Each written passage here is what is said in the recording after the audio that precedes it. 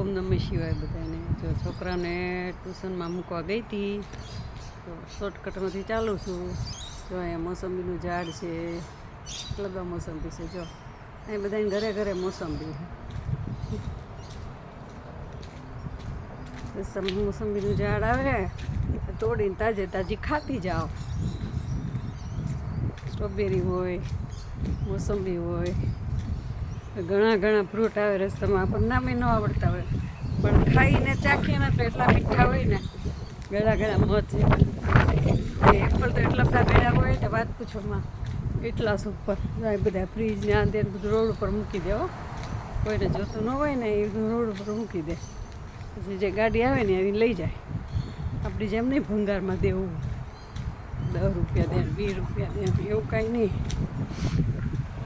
એ તો મૂકી દે બધા હરી હરી વસ્તુ. જો ઝાડવા કેવા છે, જો અહીંયા ઘરે ઘરે ગુલાબના છોડ. બહુ મજા આવે રહેવાની અહીંયા. જિંદગી તો અહીંયા જીવે છે ભાઈ માણસો. ઇન્ડિયામાં તો શું છે, આઈસ કરીને જીવે બધા. એ તો એટલા સરસ રીતે જીવે બધા વાત પૂછવામાં. હસતા જ હોય, બધાને મોઢા હસતા જ હોય.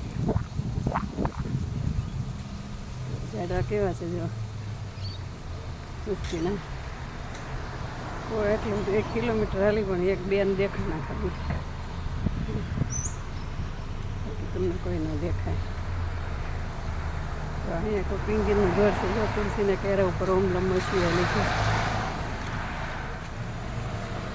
એનું ઘર છે.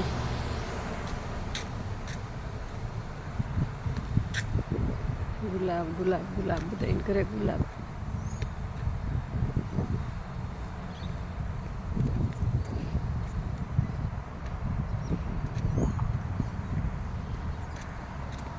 ચાલો, જય શ્રી કૃષ્ણ. બધાને સબસ્ક્રાઈબ કરજો, લાઈક કરજો, એટલે નવા નવા વિડીયો જોવા મળે તમને. અહીંયા ઇન્ડિયનનું ઘર લાગે છે.